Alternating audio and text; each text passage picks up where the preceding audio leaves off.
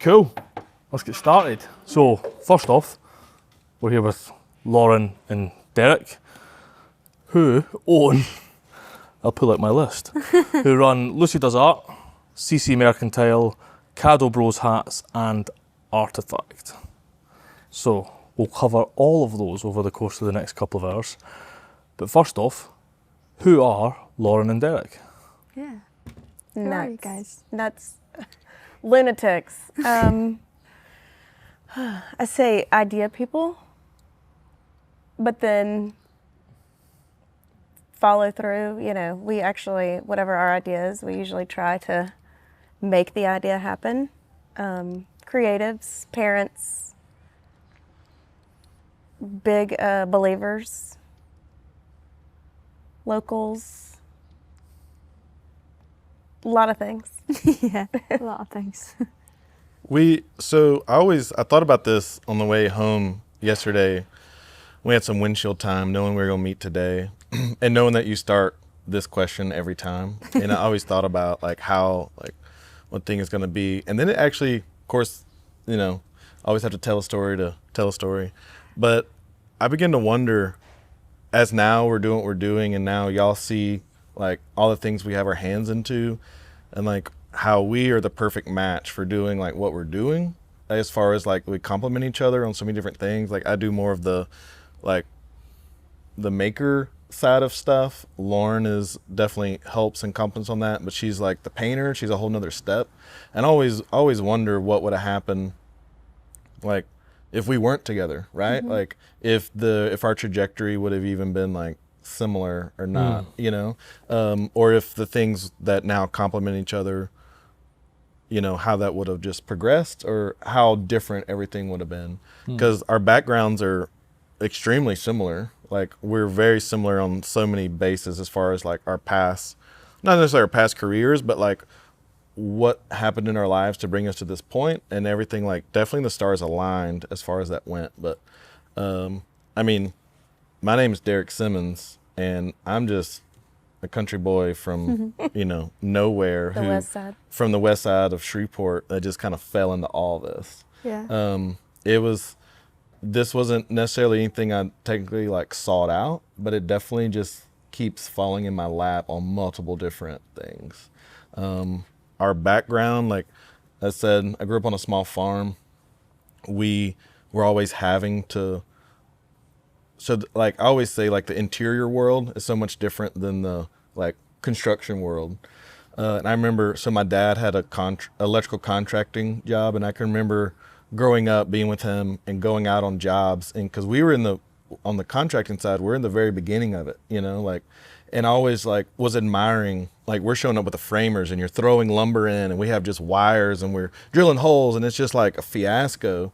And all of a sudden, by the time we got through, there'd be this, older guy always, and, it was the trim carpenter, and he'd show up with his suspenders and a cup of coffee, and he'd like, all right, I'm about ready for you ragtags to get out of the way. Yeah, so like he can do his thing, and he's got guys bringing his lumber in for him, and they're not throwing it, they're setting it down, everything's a little different.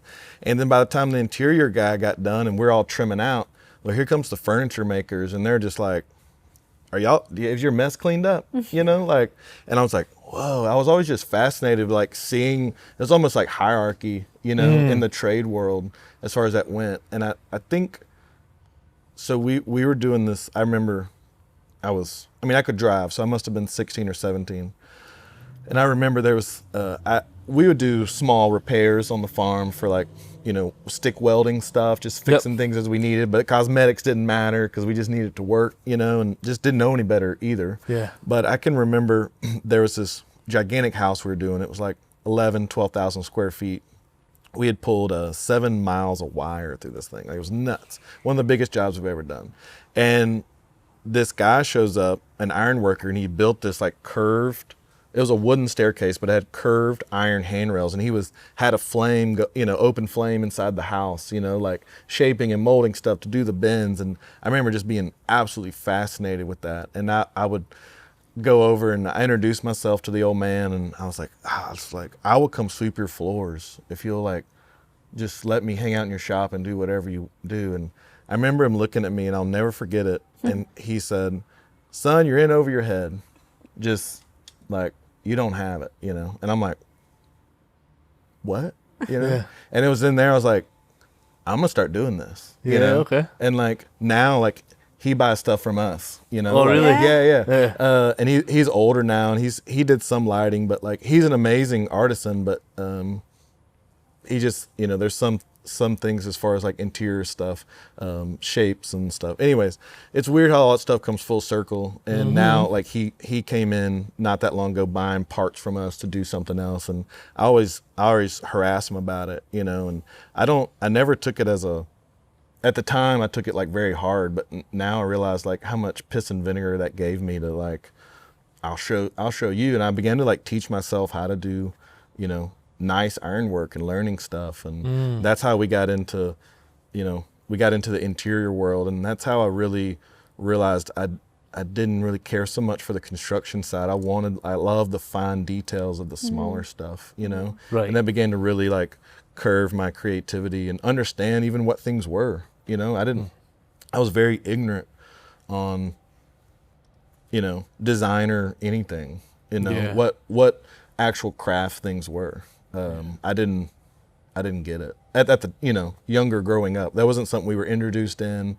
It wasn't something that was necessarily like, you know, wasn't a part of our life. See, and that's what I grew up around, was all the minutia details, the beautification, the art side of it, theater, what the end result looked like, production side. So he's like the engineer, I won't say the brains, but Not on record anyway. Not in public settings. yeah. Don't tell anyone I said that. That's immortalised on the internet now. You can use that forever. Right. But yeah, we definitely can sit down and put the ideas to paper, and then he can build them, construct them, engineer them, and then they come to me at this stage, you know, where it's the beautification side, I guess is what I call it. Yeah, that's important, that having Yeah. those two sides, because it is very rare to have someone to do both sides. You know, we've been renovating our house. I can throw up a wicked quick stud wall that's true and as plumb as you like. I can hang drywall fast and good. When it comes to making a house look like a home, Sure. pass that one over to the wife. Right. You know? Yeah. Right. And it's important to have those two things. Yeah, And I think so. from all the creatives we've met, whether they're partners in the creative industry or working with them, or whether they just have a partner they can lean on and get a second opinion on. And it doesn't need to be, you know, a partner in the sense of business or you know, a romantic partner, but it can just be like a friend, like just someone else Sure. to see the stuff that you can't see. Right. And that seems to be what's working well here. You know, I can't imagine you could have 4 of these successful and very different businesses under the one roof without having, it's like a multiplier having both of you, isn't it? Right. There's not just 2 businesses going on because there's 2 of you, there's now 4 of them going on. Yeah. Did you ever see yourselves getting into this when you were younger? Like, you obviously full of piss and vinegar for someone telling you, no, you can't do it. That must have been like, no, I'm going to do it. But how about yourself?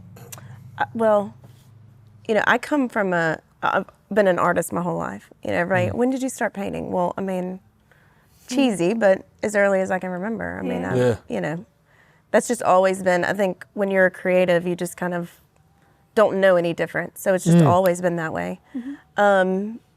I was an artist and still am, but started out professionally, I would say, pretty much just donating my art to charitable events. Nice. Anyone that would ask, you know, I would give a piece to, and that got old really fast, you know. Okay.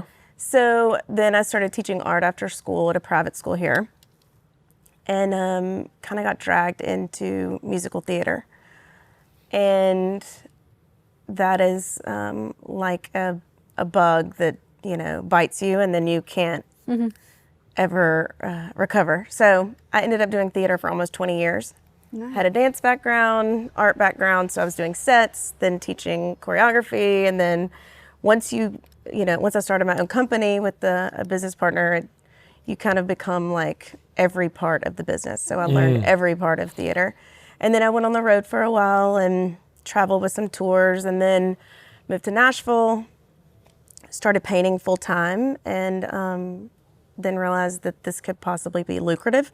So started painting professionally and selling art, and now it's evolved and, you know, to a brand more or less. And then I met him, and we've kind of collaborated the two things together and meshed the brass and brown with the colorful, you know, pop art, funky feel, which, you know, is nice to teach people that it doesn't have to always be a bedroom in a box. It can be outside of the box. You can blend all of these things together and still make it work. Love that. Just like our personalities. Yeah, I was always a bit of we're a very conservative household.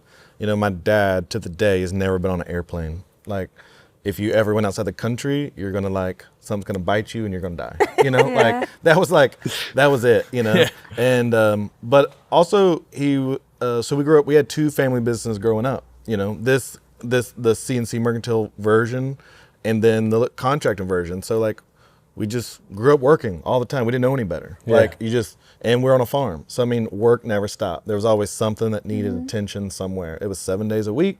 It was, you know, 14, 15 hours a day, all day. You had to wake up early, start feeding stuff, you know, water the garden, you know, all that. It was just bred in us. This just stay busy, stay working. You know, there's this responsibility that all this stuff has to get done, which Lauren is good about bringing me back down off some of that. Cause I don't, now granted, I'm a great lazy hound dog on some Sundays and stuff, but like, slow down. Have to have a you know, balance. we have two children. We We have have- two children. yeah. Like, you know, I'm a father. You know, so that's my biggest struggle. You know, like, we've created a monster here. You know, we've created. This is our third child. It's just a really big kid yeah. Yeah. that eats a lot. That eats a lot. Like, it costs a lot to, like, you know, show up every day. You know, Yeah. we have 8 employees now. You know, so there's that drive of me, like, wanting to provide as a father, you know, and like wanting to do more, like, you know, and at the same time it's like, well, you got to shut some of that down so you can be a father, you know, and like that right now, that's my biggest internal struggle, you know, is like breeding, like getting more business, you know, because I'll sign us up for anything. Like, you want this done tomorrow? We'll figure it out. And Lauren's like, tomorrow? Like, we're not even home right now. You know, like, we'll figure it out. You know, like, I don't like to say no. And it's not because, it's not really an ego thing. Like, that's just part of what we're brought into. Like, you just, like. Well, we're constantly feeding. I mean, we're creatives. We're just Yeah, high yeah. energy. We're creatives. We Like, have to I want- constantly feed that Yeah. inside all of the us. energy. But yeah, Yeah. I want that stuff. I want that job. And some of that stuff kind of evolved or fell in our lap. And that's why we even do some things like the oversized props that we're making, the 8-foot tall champagne bottle, all that stuff. Like, that wasn't really a business plan. That stuff is like almost like a tongue in cheek. Like, We know who can do that. Lauren and Derek can do Right. that. And they come to us like, can you do that? I'm like, Yep. I think, yeah. Mhm. Yeah. We'll figure it out. Say you yes know, and like, figure it later. Yeah, they don't know. They Absolutely. walk out the door and we're like, we have to make an 8-foot tall champagne bottle. And they're like, What "Woo," challenge. You know, yeah. So, I mean, but all the building blocks are there to do it. You know, like, as you know, like, the skills are there. Like, although we might not have ever made a 16-foot long guitar with LED strings, like, we know all the other concepts of doing it, you know? So people always ask us, like, have you made one of those before? Like, no, why would I normally make a 16-foot long guitar? Yeah. Like, Oh, you know? yeah, weekly. Yeah, Yeah, we make yeah. 16-foot guitars Right, you weekly, know. and not it's our bread and butter. Right, yeah, but we have the machinery, we have the skill set, we have the tools, you know, like, so we continue just to, like, keep biting off more and more and let each thing kind of, you know, grow Yeah, and within let's get itself. real. I mean, it's fun. You know, we're not sitting in a cubicle like, you know, typing on a computer all day. Yeah. Not that that's I've not got a fun, theory but that, like, for us, like, especially in my day job, like, everything's hard. Just choose your hard. Like, if you enjoy doing this side of it, it's going to be hard and rewarding. Sitting in an office doing something for someone else is going to be hard, and the fact the job might be easy, but doing something that's not filling all your tanks is going to be hard. Sure. So just choose your hard. Yeah, there was times like so a little bit about like the background. So grew up but in 2 family businesses. I was one of 3 siblings. I have 2 siblings, so one of 3. But my grandfather was just like go do it, whatever, My dad was, I remember this. This is kind of like that old ironworker telling me, you're in over your head, like, go do something else. Which, that was a funny story because someone told my father, the same thing, like when he was younger, and took him to a whole nother level. But so my dad told me one time too, like, you need to go do your own thing. Like, and I remember him telling me, like it was yesterday, you need to go grow up on someone else's dime. And I'm like, okay, got it. So I remember at 17, I signed up. I wanted to go to Saloniki, Greece when I was 17. Okay. And my dad wouldn't give me any money to go. I was in high school, and I forgot how much the trip was, whatever. So I was like, how do I get there for next to nothing? So I signed up for this international World Changers crew. We built a gypsy school outside Saloniki, Greece. But I went like as a worker because I knew that's how I was going to get there. So I did it. Drove them nuts that I did that. They're like, you signed up for what? You're leaving when? You're going to be gone how long? And I'm like, I'll be back before school starts in the fall. Like, see ya. What? Just it'll, when I said like go grow up, I didn't mean like that. Like, but anyways, so that trip was pivotal in the moment for me because of so many like small incidents that happen. There's so many small things and small, like there's people you meet and they say things that they don't necessarily think are going to be life-changing to you, but maybe it's the circumstances or the timing, and they say things, and all of a sudden I'll never forget, some of the things that were said to me by locals in Greece about me being an American, because I remember I was beautiful setting. You could write out of a book. We're on the Aegean Sea and called Aristotle Square, and it's all marble, and I'm sitting there, and this person comes up to me and it's an old man, and he asked me, are you're an American? I was like, yes, and not that I'm not proud of it, but I'm like, you can spot it. Is that easy, and anyways, I'll never forget him telling me about like love, and he goes, Americans' English language only has one word for love. We love cheeseburgers and I love my wife. Yeah. Like, doesn't like. Probably the same amount. Yeah, I mean, that's actually a bad representation. I do love cheeseburgers. Right. Yeah. Yeah, anyway, so, but he was like, Americans are,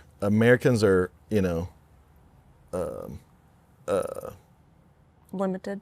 Yeah, but Americans are looked after and admired by the whole world as far as like efficiency and, all these other things and industry and all this. He's like, I'll tell you one thing Americans are not, just sought after or impressed by, and that's, family, love, all that. They're cold to it. They don't understand what it is. It's all about work and drive and, money. And I was like, I'm 17, and there's this foreigner telling me like, you suck, and I'm just like, what? Like, you're so right. And end up meeting a friend there that, end up later going to Brazil and hanging out, and doing all these fun things. And that was definitely a different trajectory. By the age of 18, when I thought I had the whole world figured out, that I was like, you're doing things wrong, and that was a very important part of my life that put me on a different track. Wow. And so I was able from there to like, get some really great jobs. Well, your independence, I think that was the same for me when I went on tour, because I've always been super family oriented, still am. I mean, our kids are our life, our family is our life, but I can always remember being like, I can never leave home. Like, this is so comfortable. Yeah. And I went on the road at 34, which seems late in life.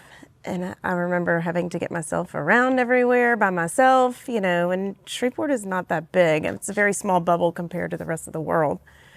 And I remember just like the independence that it brought. And I remember being able to come back and still now being able to be confident in making choices now, like for business or, artistic choices, and being like definitive about those things because of the confidence that all that brought. And it makes a difference, It does. When you sit on things, I think like you don't really ever get anything done. But if you're like confident about it, not even like, oh, I'm just so good at this. It's more like, yeah, we'll figure it out, or we'll, you know, if it's not that great, there's always the next thing. Just try it. Yeah. Sure. Yeah. Being able to understand that there's so much mileage and just going for it. And you know what, if it doesn't risk. work, at least you know it doesn't work because Sure. you've tried it. That I think is a big thing that I would like to see a lot more people, certainly some of my friend group back home, do. I know guys that have been talking about doing stuff for years, and I'm like, you could have been so far down the journey. If you just Yeah. start. I think you Yeah, give and them it's that. never really too late. I mean, there's so many opportunities now, especially with social media and, you know, the resources that we have now. I mean, you could start a business at 60 and Yeah. become famous, you know. It's interesting how you don't have to, you know, there's no snail mail anymore. No. Yeah, there's not an age that you have to do it by, or Sure. you know, have to start. Just, you know, if you Yeah, because things are have a so passion for accelerated it. now. Exactly. So without that experience, you know, you going to Greece and you travelling later in life, do you think you would have been here doing this? Do you think that was quite pivotal No, to... I never thought that I would end up back in Shreveport once I left. Yeah. I never really thought I would be. I knew I'd be creative in some capacity because that's Yeah. all I know. I said I worked for like different people. I mean, grew up in working for my family, but then I was like, I went and worked for aerospace machine shop in town, and that introduced me to like coding and which turned out great for my next job. But anyways, we coding and, you know, CNCs, and I ran a CMM machine, and we were working on, you know, stuff for the military and just crazy, cool, fun stuff. But it was still almost like a desk job, kind of, you know. We would do some reverse engineering on things, and although I didn't necessarily have I don't have an engineering career, I'm like an engineering education. Like, it was baptism by fire on that, because I was trusted to, as an employee, just to figure that out, you know, and do Well, that's it what you're and do best it at, and I do it think. right. And then I got a job offer to, and this was before Lauren and I, but I got a job offer to, because I don't know if y'all know this, but Southern gentlemen in the United States have 3 choices in life, and that's join the military, go to jail, or go work in the oil field. Right, okay. There's a common, most Southern gentlemen, 1 out of 3 have been in one of those situations, you know? Right, okay. Okay. And so there's a lot Luckily, of we've not spent any jail time. no jail time here, but or military. But so I joined the oil field because it's like, it's crazy money. Yeah. You know, like, because there's not a lot of, for an uneducated, you know, guy, there's not a lot of places you can go and make near 6 figures, you know, with almost no education. And I happened upon, you know, a place because of some of my other like backgrounds to be able to go work, you know, at the engineering, you know, company that hydrostatic testing on pipelines. And I traveled the country like doing that. And it was awesome. Money was great. Everything was cool. And a friend of mine here, and that also kind of like what bred it, was like in my off time, I was creating. There's a good friend of mine that I sent y'all to look up, Steve Culp. He has a plane named after him. He built stunt planes out of like old Sopwiths. So he'd buy old Sopwiths and like turn them into aerobatic planes, and we'd build cars and all kind of crazy stuff. Yeah. And so when I was home, that's what we did. And I'll never forget, I was in San Angelo, Texas. I told myself while I was in San Angelo, Texas, I would never leave anything there because there's no reason to go back. Anyway, it wasn't quite desert, but it was pretty close. Yeah. And not a whole lot going on there. I never met working in the oil field, sitting there, always in contact. And I remember Steve called me one day of stuff we'd working on back home, and we'd always share ideas and talk about stuff. And he's like, hey, I have an interesting thing that fell in my lap. I told him I'd do it if you were interested. And like going in, I was like, what is that? And he goes, you want to build a flying car? And I was like, I'll be on the first thing smoking coming home, you know?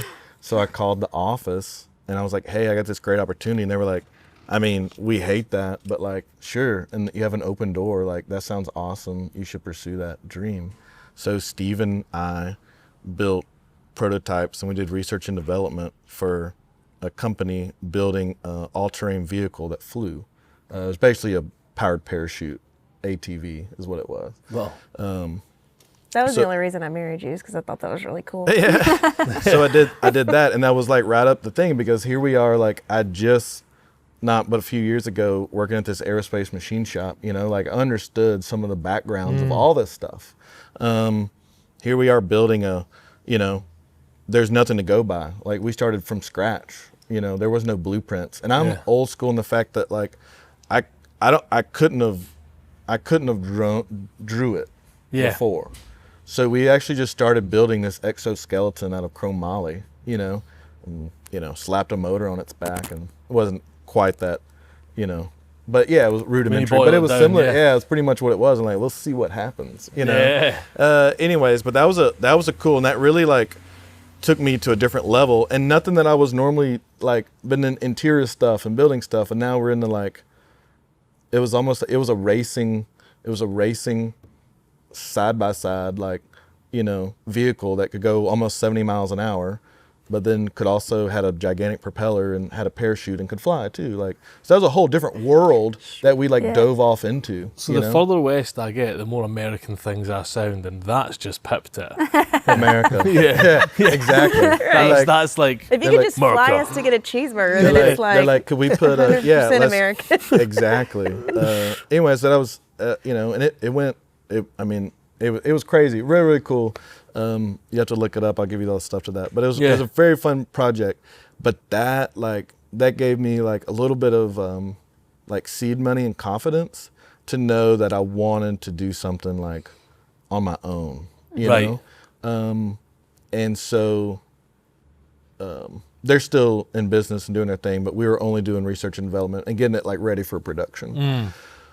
So when that left, and that I came home, my dad was like, you should come back and like take over the family business. I'm ready to retire, you know, and that's that my grandfather was ill. So I came home, got off the road, you know, it's time to grow up, you know, and like, or mature, I guess, sit down, settle down. I've been on the road traveling, you know, doing these crazy things. And lo and behold, I happen to be walking through the old showroom that my mom was running, and there is Lauren trying to like, you know, doing art, you know, she was selling artwork or something. And anyways, that's how we met, was in the old location. And I was just happened to be helping my dad, because my dad knew how to get to me. You know, he was like, hey, because I was in town, not necessarily working, but, you know, just messing around with stuff. And he was like, I need to move a Traco from one location to the other. Are you interested? I'm like, yeah, that sounds awesome. You know, like heavy equipment, chains, binders, big trucks. Let's do it. You know, like he knew you're that was like the American version of me. 'Cause Yeah. whenever Kate's dad's like, I need help at the farm and I got to move this, and I'm like, is it diesel? Is there chains involved? Right. I'm there. Exactly. Yeah, exactly. I'm like, yeah, I'll do that. You know, and then he's like, anyways, it just kept on. So my dad knew, like, as long as he keep like heavy equipment and stuff, like it would keep my interest there, you know? And so he was grooming me to take over, you know, the construction side of the business. And lo and behold, my mother was like, why don't y'all buy the store instead? Well, me and Lauren had just met. She had just got back off the road. She was doing the tour with, you can tell them all that part, but Yeah, because you never pronounce it right. So. sorry, that's exactly what happened. I traveled with Cirque du Soleil for about a year and a half. Oh, okay. Wardrobe, odd jobs, all North America. And then I got a job working for Hello Kitty, Yeah. wardrobe, North America. And then, like I said, I moved to Nashville. It's kind of aimlessly wandering around there, and then realized I wanted to be close to my family. So that's how I ended up back here. But yeah. So you pushed to come back here and brought the art side with you. Was there many jobs in Shreveport at that time? Not at all. Right. Not at all. I mean, there's jobs, but not. Not for the creative. No. Right. I mean, I did theater for, like I said, almost 20 years, and I think I made 30 cents an hour if you broke it down to how much work was involved Yeah. versus what my paycheck was. But it was all about the passion. And absolutely the best experience of my life. But, you know, at a certain point, you're just turning wheels and, you know, at a certain point you have to, and then children come along and then you have to feed mouths. So, Yeah. but yeah, I mean, it definitely makes a difference in my life, the road experience. And then, yeah, we met, and I think I met my match for Yeah, sure. For Yeah. sure. For sure. Yeah. Well, then the store kind of fell in our lap. So although the store was fun, like we knew it wasn't our like end goal, We're not passionate about table lamps. I mean, Right. but we knew it could have been a good anchor. Like it's a good like anchor maybe to like build around because we knew we wanted to do other things. This was already a thing that was going. We're not necessarily starting from scratch. but it was dying. It was dying. Yeah, it was little old ladies, you know, Oriental vase table lamps, you know, coming in looking for lampshades for that, you know, and we wanted to like funky it up a little bit. And Okay. bring in more furniture, and you know, we import our Chesterfields from London. You know, like we want to bring the cool stuff that we're actually passionate about, you know, and then like do it. So we always have this thing about like create your own culture, right? Like our culture wasn't here, and so we decided if we're going to stay here and we're going to do this. We both traveling. We could have ended up anywhere doing whatever we wanted, you know. But we decided if we're going to do it here, we're going to start creating our own culture. Like we're going to just start doing it. Like that's our claim to fame. So sometimes we have to push it down, you know, people's throats. Sometimes because they just don't understand it. They don't get it, you know. But that's just what like that's what our passion is. And so, but yeah, I mean, Shreveport is not a they're very like supporting town almost most cases, but as far as the economy goes, like we have to reach out to other places to like be profitable to make money. Houston's a huge market for us. We just got back off a, you know, what was almost like a 9-day trip, you know, selling antiques in the hill country of Texas, you know, like we're always out hustling and pushing, you know, to make it. We're not just sitting here like, Hoping it works. I hope somebody comes in and buys something. So here's just a base. Well, yeah. This is our I home mean, and we base, have yeah. so much support here. We have so much. Good. We do a festival twice a year here. We do events. It feels like once a month. Yeah, people are always, but the way that Shreveport works is we have like 2 main corridors. There's Line Avenue and there's Uri Drive. And if those businesses are not on Line or Uri, well, wait, you're downtown? Yeah. What are you doing downtown? Where do I park? How do I get there? You know, you know, it's The things that sound silly right. are like real factors. You know, they're like, But we have to Excuse me? explain, you know, you can park on the curb. You can, we have an acre, you know, wide parking lot where you can park your car and walk to the door. And those are things that you have to kind of like educate people about because it's such a risk, they think. And I mean, if you look around, we're the only people down here and the only retail space in the last 30 plus years, almost 35 years. So, you know, the people were looking at us like we were crazy to move down here. But then every Locals, time they yeah. come in, they're go, oh my gosh, this is so you guys, you know, it's more the urban feel, it's the 16-foot ceilings, it's the brick walls, it's the natural light. The store is, like, for anyone listening and not watching, the store is a great fit. Oh, yeah. Having only met you guys this morning, the store fits. Yeah. It's very, and without devaluing it, it's very photogenic. It looks like the kind of place you would go to buy good hat, to buy, you know, good old sofa. It looks like that kind of place. You know, it works in Right. that sense. Right. How different is it from when you originally bought it? Because you say you kind of injected your personality into it. How different is it now from then? What did it look? What did CC? It was a look repair like before? shop. Right. It was a repair shop. And I mean, there were always nice antiques and lighting and things like that. I mean, CNC from the last 20 plus years has always been known for that. But I think we've modernized a little bit, but still keeping the tradition and the lovely things that make it so aesthetically pleasing. More interactive, more production, more of a maker space for us. But then still, you know, local products, antiques, local art, mixed with, you know, huge monster chandeliers. and repairs, yeah. Repairs. I mean, I mean, that's the bread and butter of our business. so we average everywhere from, you know, someone's 3-way socket on a table lamp to full-blown gigantic 6-foot chandelier full restoration. Like we we're at 150 work orders a month right now roll through the shop, and that's sometimes are big jobs, sometimes they're just replacing a socket on someone's lamp. It's all about the restoration, Yeah, customizing, updating, restoring. I think that's something, and I wouldn't use the word like holistic, but like there's definitely like probably one of the biggest changes is like store fixtures. Like this whole galvanized workbench that came out of an old hardware store. Like this we imported out of Belgium. Even that's its old bolt bin. Like these are things that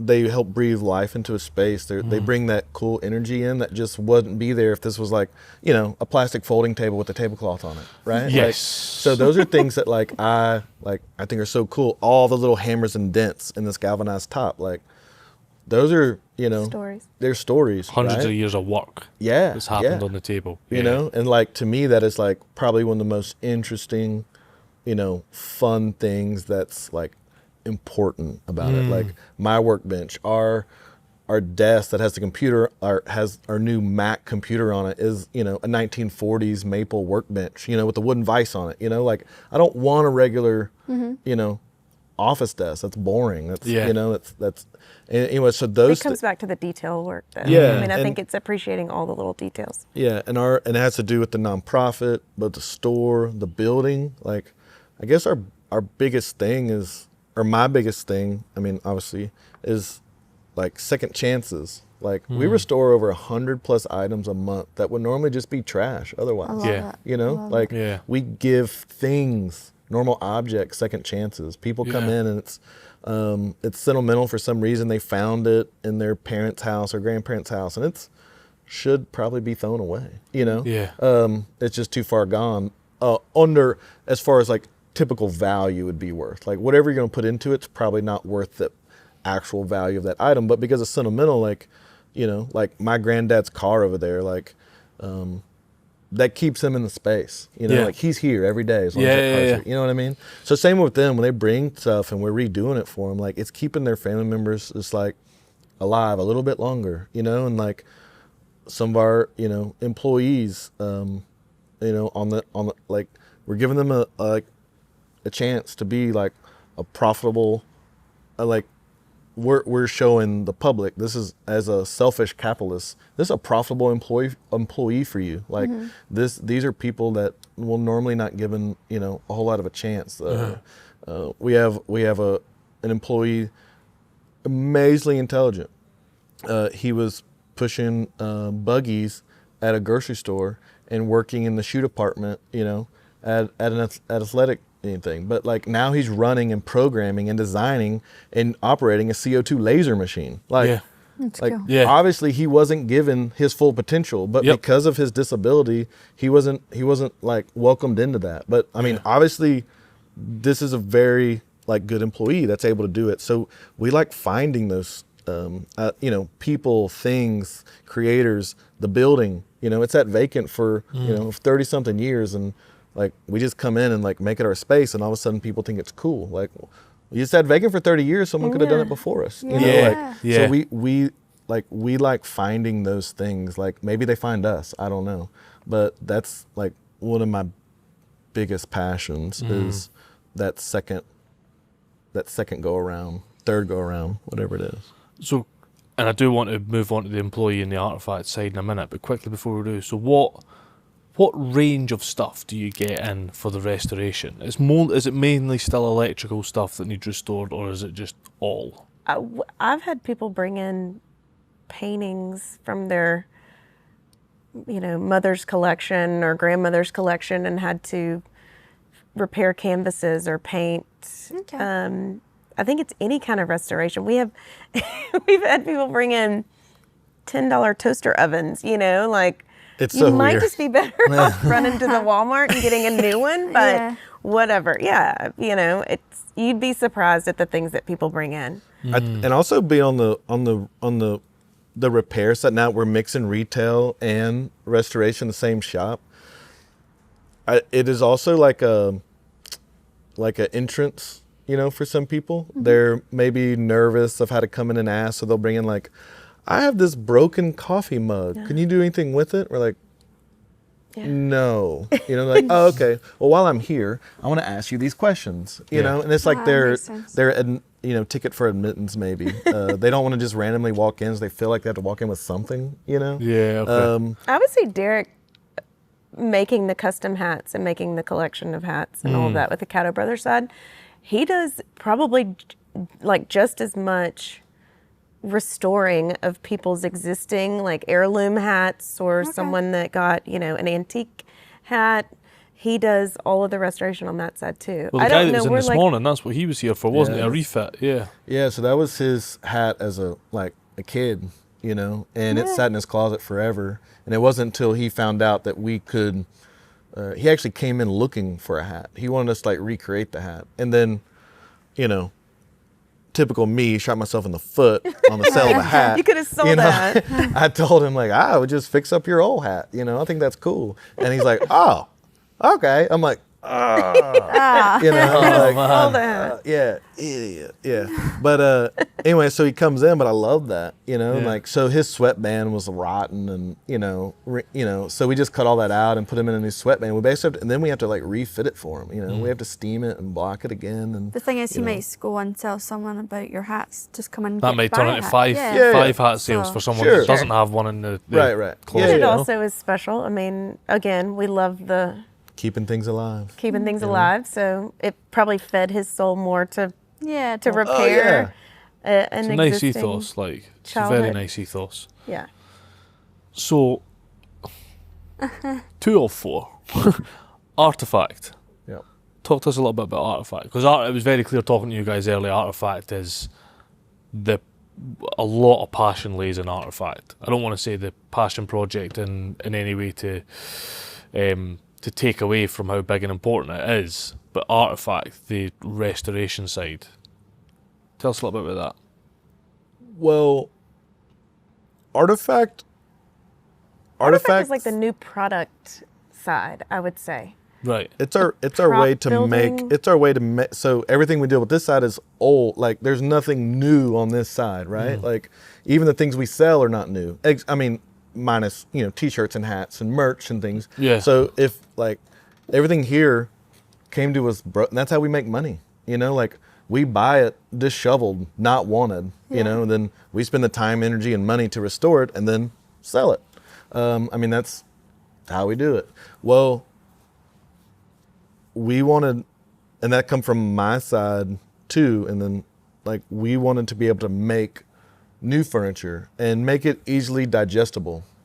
So, I mean, technically we could have done it all under one, but that might even been more confusing, for people, because people just like, and I can understand like coming in for the first time, they try to wrap their head around like what exactly is going on here, They're like, wait, y'all do what? Like, and so we knew, and I knew, like, and that comes like, so there's the passion side, and then there's like the selfish capitalist side of I want to make money, But it's okay. It's okay. Yeah, it's to okay be to make money, creative right. and make money. Yeah. So like you don't have to. So I wanted to get into manufacturing.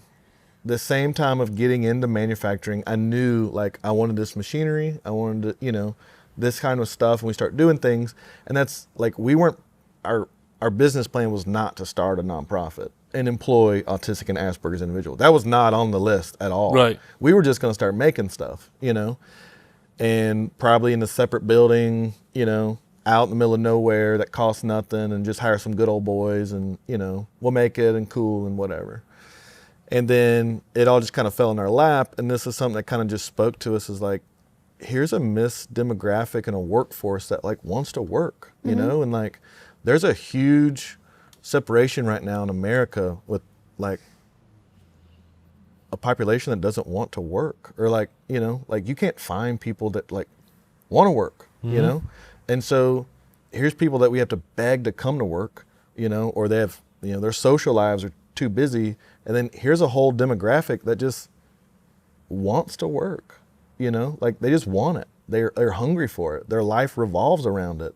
I mean, so that's just kind of like, and I was like, what if we, here comes the pivot, like what if we, do it as a nonprofit and hire these people to help us make all this stuff, and we're like, yeah, and we're going, we come up with more ideas around the dining room table than this is only 4 things that, you don't see that how we're much. talking about, Yeah, right? you have no idea how many wet noodles are being flown at any given time. We're the same. We have so many ideas. It's waiting to stick. Rein it in. Like waiting to stick. Rein it Lauren in. always has to let's rein it in. Yeah. I'd be, I It always tell depends on people, how many cups of coffee he's had as to be- how many ideas are being always, thrown. I always joke we'd be dangerous if we had money because man, we could really do some stuff. We talk about that. I was like, can you imagine? We went past, the big lottery signs you've got in the interstate? Yeah. Oh, every Yeah. I time. was like, Can you imagine if I I could won do that? so Can you much. imagine all the weird and wacky stuff I'd do? People are like, I'd go and buy a nice house and a nice car. I'd be like, nope. No. But a flying car, I'm in. It's that kind of thing, yeah? We always talk about that. Every time we drive through, we're like, oh man, it's up to 500 something million. And then conversation always leads to, what do you think we would do if we won that? We're like, well, we go to Europe for 6 months, hire an attorney, and then probably come back and just create on a bigger level. Yeah. Always. I mean, I can't imagine not working, quote unquote working. I mean, It's a nice place to be though, isn't it? Like to think Yeah. that the pie in the sky dream, if you were to win the lottery, you'd still still do work. this. Or Absolutely. an ideation of this or an evolution of this. Right? Yeah. maybe just not have Big the stress of we got to get this job done so that, How many people want to win the lottery just to walk away from work? yeah. And then creatives, Or like- for the most part, are like, I want to win the lottery so I can keep doing this, but not worry about how to financially Yeah, balance sure. it. Like I can just keep making stuff and then Yeah. just, it 1,000. doesn't matter if it sells, Sure. 1,000%. Right. Yeah. No, we that's- just make it to appease ourselves. Right. Yeah. I think, so when we first started Artifact, we literally dreamed it up at our dining room table. Great. Call our CPA, figure what we have to do. We're going to start a nonprofit. And he's like, what? Okay. God, that's always a joke. We always, yell our CPA's name. We're like, let's start another business. And he's like, but when we started, we had no business, we had no employees, and we had some machinery on the way. This Gotta make it work. This is getting real, So Caddo Brothers was a spawn of that, a spinoff of that, because we had no business, we had to create a demand. So we decided, why not just create another brand that would keep, that would keep someone busy. We could go and hire someone. They could help us start making hats. And so I'd never made a hat in my life. Really? He Nope. sure likes them. I sure love. Yeah. I mean, I buy hats, love hats. Vintage hats, new hats, whatever. And then we decided, names and whatever. Met with, who's basically my brother, really good friend. And we sit down. We're like, why don't we go in and start Caddo Brothers? We're like, let's make really cool small batch custom hats that talk about our, this is also regional, as y'all are figuring out as you travel around, a Texas hat, they got their cowboy tips, Taco. We're all hat, no cattle around here, we just, we're not chasing cows. But there's a Southern businessman, kind of Western vibe that we have that we try to portray in that. So I was gonna start researching, where do we even get the bodies for this stuff? What do we even do? We go way down that rabbit hole, and that's I live for that. Just the discovery, the learning, I was awful in school, but this kind of stuff I was bred for. Just the what is the best way? I'll show you. We use. These are, I don't know if you know where shellac comes from. No. Shellac comes from the lac beetle, LAC, from Okay. Asia. It's a rosin that they excrete. So shellac tables, shellac finishes come from, that's it in the most raw form. Oh, okay. So it's been a stiffening agent since, beginning of time. Right. So that's what we use. That is our. This is what the beetle excretes. Mm-hmm. Okay. So then we dilute it. We mix it with 190 proof alcohol to create our stiffening agent. And so the alcohol is just a delivery for our shellac because I mean it's too thick. So the only thing keeping this hat, its memory, is the shellac. That is its starch, its stiffener.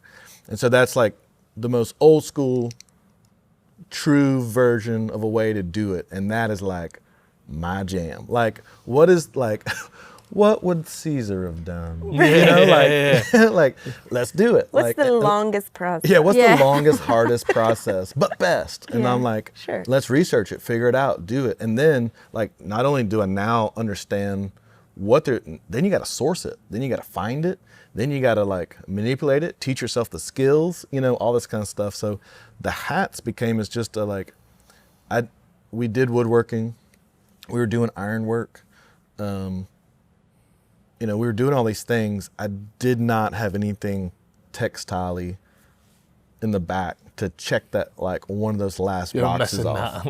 I was missing that. Like, I didn't have it. Like, using a sewing machine seemed feminine to me. Like, I didn't think I would like that. And now I'm like researching antique sewing machines. I think that's it's another machine. Like, I love it, So just all that. So the hands to match all the machinery that you. Yeah. So it just like, right. Yeah. Don't get me in a room full of machines, like, so that was just one more thing. Like, it feeds me. Like, did I think I was ever going to get in the hat business? No, but it checks all the marks. We have old tools, Yeah. I work with my hands. You're making a crazy product using old school methods and then trying to figure out how to make it like semi-production without, totally selling out. Yep. Because what happens is this is not an efficient method if you're trying to make 150 hats at one time. They're synthetic, stiffeners. That's why you can go to like a Western store and like that, hats as hard as that block is because they're pressing it in hydraulic presses and inserting all these like chemicals in it, like spray starch. You have spray starch. You can put them on blue jeans and you can stand them up. They'll walk if you let them. But as soon as they start moving, those fibers start relaxing. Then they forget their memory. So they need more. Where like shellac is not like that. Like the hat is like soft and bendable. But it remembers. It remembers. So the shellac is what's in all those fibers. It allows it to relax, but hold its memory. Didn't know that. And so that's a cool, fun thing that like. Derek's all about the story, as you can tell. It's just like he likes. Well, I mean, it's the process. I love it. He wants to. I love that idea. Like, you're telling me there's a lac beetle excreting resin, and that's what I'm using as a stiffener for my like felt hat. Anyway, so then we started on that project. So then we was like, where are we going to source these hats? So we first started out doing the two most common, which is a European hair, which actually like comes out of Ukraine and Russia. They're like the biggest suppliers of that. Okay. And then beaver. Beaver also comes out of like Ukraine. They're probably the biggest amounts of European hair, because European hairs are gigantic compared to our baby rabbits we have in North America. So do you not get big hair here? Do you not get hair here as much? You get rabbit, right? Yeah. Okay. So we get both in Scotland, and hairs can be big, like dog size. Yeah. The kids were asking for one for Easter. By we don't like our rabbits and hair. They're teeny. They're small. They're as big as this block. They're not big animals, and I'm sure cost like Ukraine and stuff. Anyways, one of the biggest suppliers there. Well, there's a few things going on in Ukraine and Russia right now. Yeah. So a little preoccupied with more important things. So the European hair market is, next to dried up. The supply is, demand's way higher than the supply right now of what they're able to do. So we end up going to Nutra. Replacing our European hair with actually a Nutra rat. Nutra rat. I don't know if y'all have a Nutra rat. It's like a Louisiana beaver. It's a Louisiana beaver. It's not as cute as a beaver. It's not. It is a rat. It is a gigantic rat that was brought in from South America to Louisiana to as like a fur. They actually they bred them for fur as a beaver replacement. And so, is it like that? I had the name there. Yeah. I know what you're thinking. It's gone. Like with the rounded nose. Yeah. Yes. It looks not a capybara. Is that it? Capybara. That's it. Is it like a capybara? That's what it looks like. But not as big. Right. Not as big, but it looks just like that. Unattractive. But it has a long, hairless tail, like a gigantic rat. But the fur is. It's exactly like a beaver. It's just like it's even softer, I think. This is and actually the colors a Nutra hat. is actually a neutral. The colors are prettier. This is actually richer. a rabbit hat. You can actually feel the texture. Oh, you can. Difference. Yeah, that's a flat hair. That feels more like a and this is material. That feels more like ball hair. a sheet material, you know? Yeah. But look at the color difference too. I think the Yeah. Neutras are always richer in color too. Yeah, it has to do with the way the light catches it, all that kind of things. Ah, okay. Yeah, that's like a stiff, hard material, isn't it, by Well, comparison? that to... hat's never been worn. Ah, okay. So it's new in the process of being able to relax itself. It's a good hat, isn't it? Nice hat. Mama tried. Yeah, they are, yeah. So this process of sourcing it, the finding it, the understanding what to do it. So when we first started out with the nonprofit, we had someone and all they were doing was hand sewing in our sweatbands. We use a calfskin leather sweatband. So the sweatband is, very soft leather that we then sweat it to the person. But so when you come in normally, sit down, we have a glass of whiskey, we solve the world's problems. In the interim, we make a hat, like I measure you 3 different ways. We block the hat, depending on, closest block to your head. And what's interesting is the way the process works, people who've never had a custom hat made for them versus they just put a hat on and it works. They think they've had a comfortable hat. But the way the leather band works in most of these hats is, the hat's for you. Like the bumps from your parents dropping you, all that stuff, like the irregularities on your head, like blocks are perfect. Like this is perfect. Heads are not. No. So when we block this, it's close, But then if you feel that inside that sweatband versus when it's freshly block off this and it's smooth around.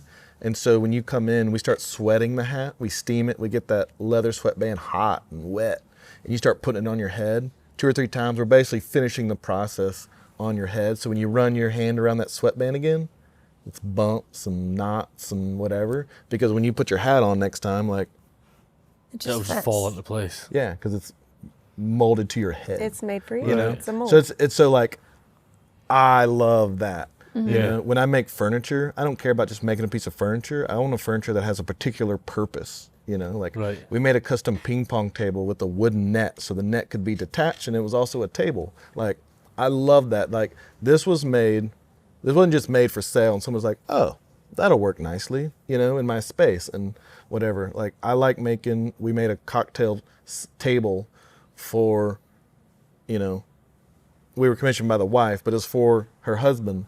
And he sits in this one chair, and he wanted a place to put his whiskey on this one. That's its only purpose was to hold his whiskey at the right height. Sounds So like when a he good sat table. down, like he could sit at the side table and put his Jack whiskey needs a down and table relax. for that. Like I'm like, I love it was for that purpose. It wasn't just like it'll work. Yeah. And I love that because that speaks so much like interesting, fun energy into like why it's there. There's no compromise. It just feels right because it was They have made to do right. one job, and It it's has made one- to do that one Yeah. job. Yeah. We love the one-offs. Yeah. Yeah. The mass production is, it's fun, and it's, obviously it's the business side of it, but the Yeah, it has a creative place. Yeah, side of course is it does.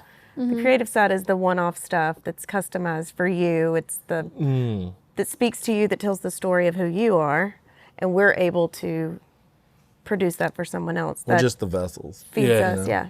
And how important is having that more mass production and restoration side? It feels like they're like the old faithful. They keep Yeah, the well, you lights have to on, which have allows that. you to do this. How important is that for you and maybe for other makers listening to this? Well, again, we have children, and we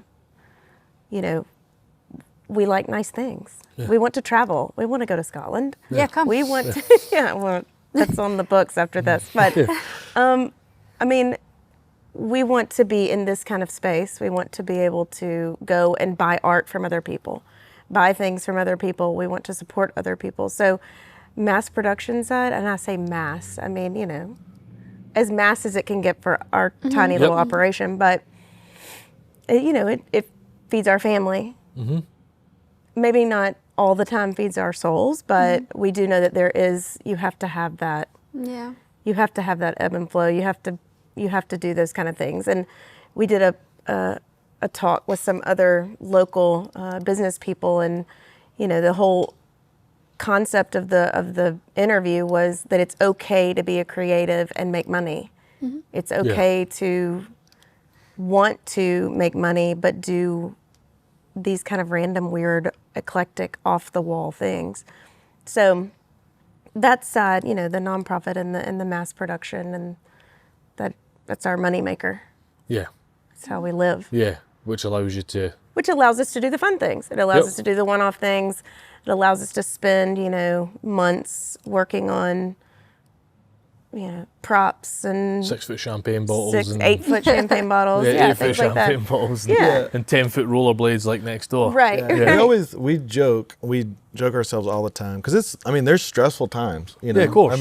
Oh, it's the same. we're Once a week. Oh God, you know, before I don't know what it was, but you know, 2019, before we had our daughter.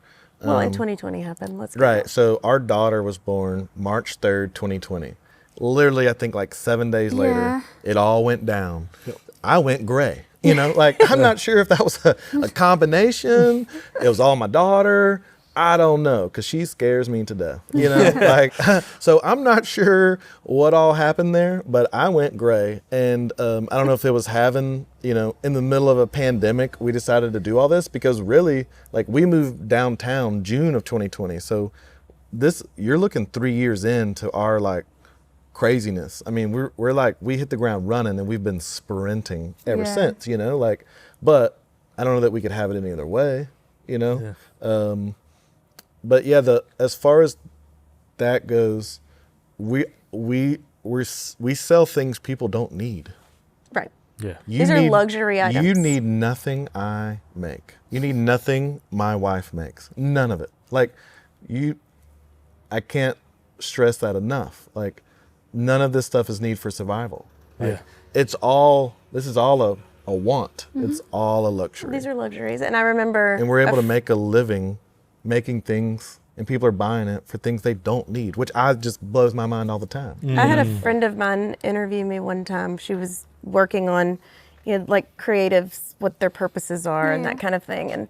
And I tell a story to tell a story, but I did a show one time and this person came up to me and he was like, let's talk about why you did this on these paintings and why you did this on these. And I was like, I ran out of time.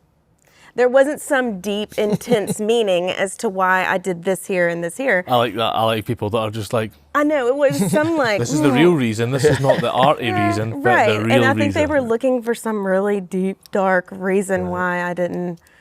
So I always go back to the friend she was talking to me about that, and I told her that story. And I was like, you know, some days I'm like, I don't know, it's just because I like it. And she said, well, your work and what you do and just your personality, it brings joy to people. Yeah. They can sit at home and look at this ridiculous painting of, you know, The Simpsons, and it brings them joy. It makes them laugh. It's not that there's like some deep connection to some of this. It's just, it's okay to want it because you like it. But it's part of people's identity as well. Like a hat, that's, you know, that's their identity. They love wearing a hat, or they have a painting in their house. You know, they want it because it's part of them as well. And it becomes recognisable to you. Yeah. Like I'm pretty sure now, having seen your hats and speaking to you, I could look at hats on the street and be like, that's a Caddo Bros hat. I know that one. Right. Much like you can, like, that's a Stetson. Or like, you know, Ben saddles. Not that we see a lot of saddles in Scotland, but, you know, if you were to see one, I would know the difference between that's one of Ben's saddles because there's a personality in it. Yeah. And sometimes you can't even put your finger on what it is. Right. You just get it. You just I know get that what all it the is. time with my art. They'll be like, is your art in the airport? Or is your art here? Is your art there? And I'm like, yeah, that is good for me because I know that, like, I found my niche, I found my style. Even if I change it up, they know your when they look personality's at in it. Yeah, Lauren has her artwork on a terminal in the airport. Y'all didn't come to the airport, but Yeah, you didn't so buy it. leaving in and out of the airport, you walk by, you know, I don't know, like it's over a dozen of Lauren's paintings on the way out. So it's very, as you come in on a Tuesday night at 10 o'clock at night, there's It's a refreshing. bunch of cheerful, fun, Yeah. crazy It's art, refreshing. you know. That's wicked. Someone creating Programmed this. and- That's our evolution is how do you make this best product ever, but now how can we reverse engineer it, which is some of my background, but how do we make it economical? Like where this is like affordable product, you know? But stay true to our. Like here's a nice leather Are we on the air? koozie. We're not on the air right now, are we? No, but we A can't. nice Oh, leather, no. I a just, nice leather, Denver Lane Spano just pulled up. a nice leather, stitch, and we sell them for $25. Just stop it then. It's fine. We'll run for Yeah, there. we sell them for $25. Like, Yeah. no, and we're making probably $10, Mm-hmm. profit off of that. Like, that's good money. Yeah. Great. But we're able to produce what would be like I think a superior product for a reasonable amount. Yeah. Like $25 is not a lot of money. It's not a lot of dough. No. But now we're helping keep our people busy. We're staying true to what I think is like a nice craft, Mm-hmm. and then making it where it's affordable, and scalable. Yeah. So The scalability is a big thing because that's where a lot of makers get pigeonholed.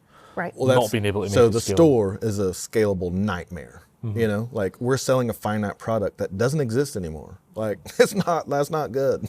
Yeah. And it's labor intensive. We're having to make relationships with people, find things, buy them at reasonable prices, then have to restore them. Those are all lost, these are all lost things that we're having to do, not to mention restore it nicely, yada, yada, yada. Then, put out for sale, market it, whatever. It's logistical And hope that nightmare. it sells. And hope it sells, right? I mean, you've bought the item that doesn't work, then you've spent the hours fixing it, and then it sits. I mean, there's... Right. So there's that side of the Which is why store that drives me these kind crazy, of things are good for And then so that was one reason why I liked Caddo Brothers. Like, here's something like I can ship this to you, Yeah. anytime I want, and it doesn't cost much, right? And Yep. so this was our side of the business of figuring out how to what is a scalable thing? Like we can scale this up big, or you know what I mean, but still stay true to our craft of doing really nice stuff. Yeah, being able to there's a strange thing around being an independent maker where people are like, oh, it needs to be small for it to be an independent maker. You shouldn't want to scale it. And it's like, I'm sorry, but you can't phone the electricity company or you can't phone the mortgage company and be like, hey, would you take good Yeah. favour and passion for payment this week? Right. You No. need to be able to scale it into a real business. And I've mentioned it, if people are listening to our back-to-back podcast from the US, I'm going to sound like a broken record. But the US seems to be really good at being like hobby maker creative business over here. They can be the same thing. Sure. Yeah. Whereas back home it feels like that's one, that's the other. Right. And hey, hopefully someone turns around and goes, no, that's just how you feel. Back home it is one and the same, and great. Right. Super happy to be proven wrong on that case, but Right. that's how it feels.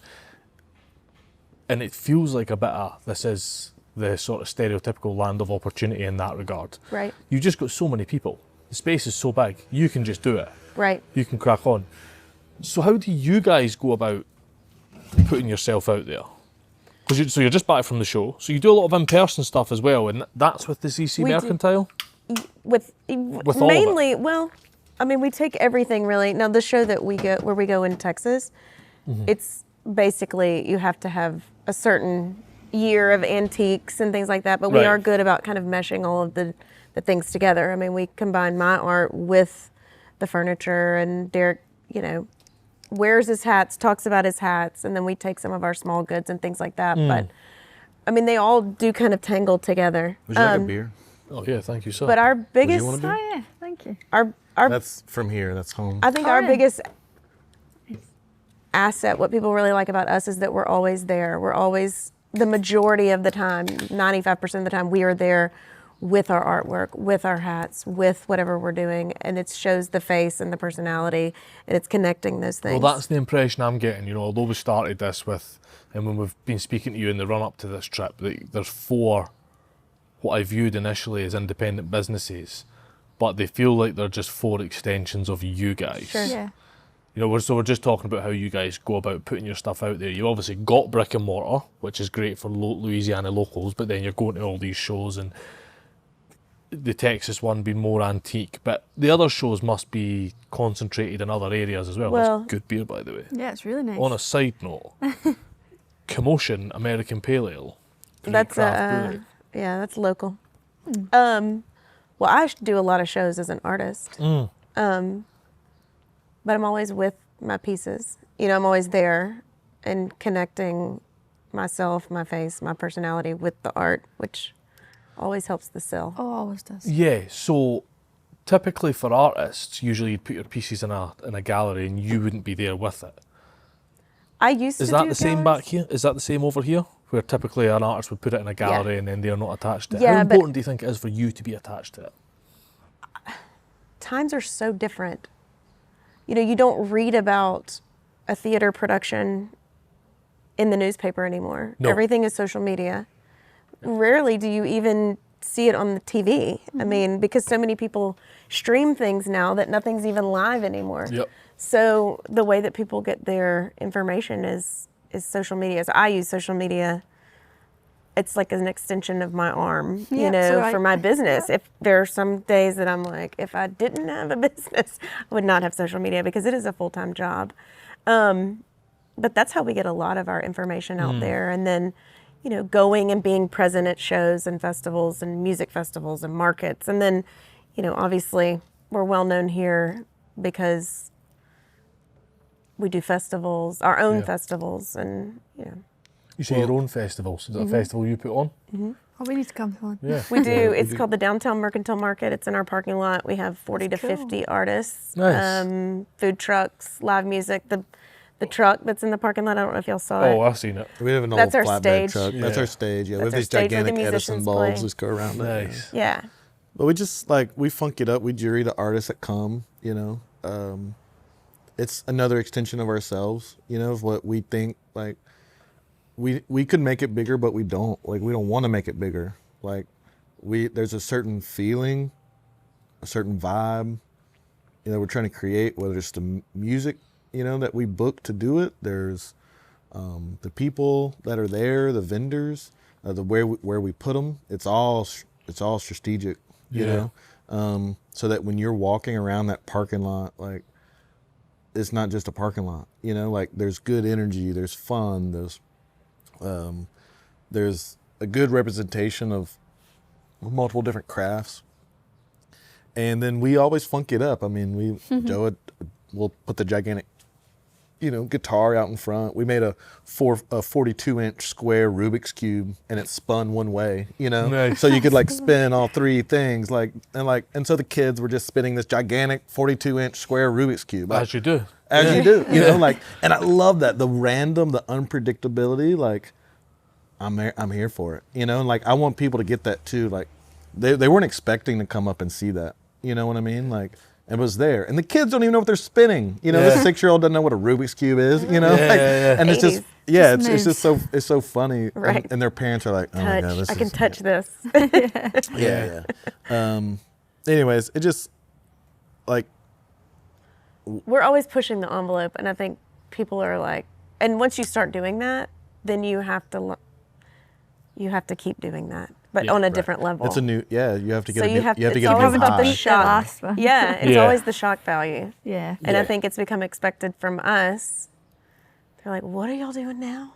What is going on? What did y'all build that for? Yeah. That's quite an exciting place to be for you guys though as a business, because people, it feels like it's a good marketing tact, whether it's meant or not. People are like, let's go and pop in to see the guys. Yeah. Let's go see what Derek and Lauren are up to, because it Right. might just be something a bit mental. Right. Yeah, You know? no, definitely. Like, and this week will be like locals knowing that we're coming back from Round Top, you know, showing, like, they know there's gonna be stories, you know, Yeah. like they don't, you know, like we got this from last show. There's like a real bearskin rug hanging up that wasn't there. Like, we love the magic of so as much as I wouldn't say despise, but the much of a headache of having a brick and mortar showroom that you're like waiting on people to walk in, it's the fun, it's the theater, like it's the fun, like getting the displays together, like Oh, that's creating my the, favorite part of this I can side. imagine. you know, is like setting it up, Yeah, you know, is what the it looks look. like. That's the fun, building the set. interesting part, because it's all about the reveal, the people, like, you know, getting in people's minds, imagining what they're gonna see before they see it, you know, and we have a lot of the same frequent shoppers, so they'll come in and be like, every time I come in here, it looks different. Yeah. I'm like, That's what what it's keeps them supposed to coming do. back, though, Yeah. isn't it? Keeps Yeah. them coming back. yeah, Yeah. Well, and that's like merchandising 101. It's interesting because sometimes you'll have something in the same spot and then you'll move it, and that next day it's gone because it's like they've just Right. discovered it for the first Yep. time. Yep. So it's always you just show it in moving, a different shifting, light. shifting things around. yeah. Have you guys ever thought about opening a bar? It's funny you say that.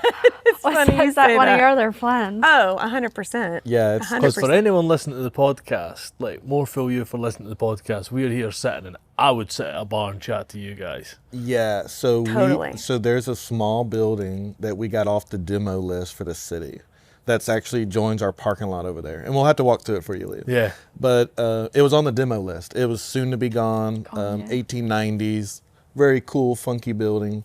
And we promised we'd do something with it if they would just give it to us and take it off the demo list. And they were like, No way. So that's the Thumbs thing. There's a up. demo list that they're going to destroy a building. That's And really if you cool. present a case to keep the building and you'll do something good with it and keep the heritage, yeah, they'll give you the building. yeah. Man, that's good. So there's no, Yeah, it's there- just there's no, COVID it- hit. there's no clear title on it. It's basically a long-term lease for nothing, you know. Right. So my son will have to deal with it, not me. Yeah. Yeah. You know, when it comes time to re-up, whatever that is. But yeah, so we present the case of what we wanted to do, and we wanted to make this cool, funky, like, you know, speakeasy place with, like, you know, barrel velvet chairs and, you know, little private rooms with velvet curtains and, you know, like, Very seedy. it's very, like, yeah, London seedy is kind of was like my, like, My favorite. you know, just like you London know, is like my favorite place in the I world. know. I'd joke like, you know, where like the judges meet their girlfriends before they go home. You know, like just like Yeah, because like, this is what? the corridor to get in and out of Yeah. downtown. So yeah. You know, so like it was always just so funny. We talked about that. And then we have a lot of local chefs that are friends of ours and not necessarily, or can't necessarily afford a brick and mortar. And some of them can't even afford a food truck. But we thought this would be cool to do a little pop-up kitchen where you could rotate chefs out every few months and it that's would be cool. like a different kind of restaurant. I mean, we have huge dreams and hopes and all that. It just takes time and money, like everything else. Time and money. And we don't Yeah. do a lot of either of those things, but We know the feeling. But you We dream do. big. we do, And that's where it absolutely. gets to. And we can do so much of it ourselves. You know what I mean?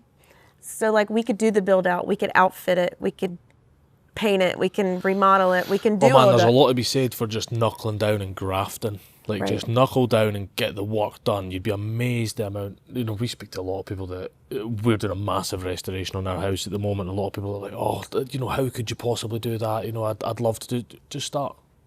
Right. Because I put a hammer through a wall, and all of a sudden I've restored And I'm 3/4 of a house. Okay, Do you know what I mean? Like you just need to get moving. Got dust everywhere. Yeah. Yeah. Yeah. Yeah. So, I think a bar would be cool. Absolutely. Yeah.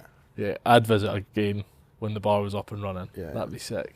Yeah. Well, that we was- even thought like, because we rearranged just a few months ago. Yeah. And that used to just be the Caddo Brothers from right here, there. From that here little, this way, Right. used to be only Caddo and this Brothers. was all what we call vignettes. Like these little pockets are just different vignettes. There's more of this.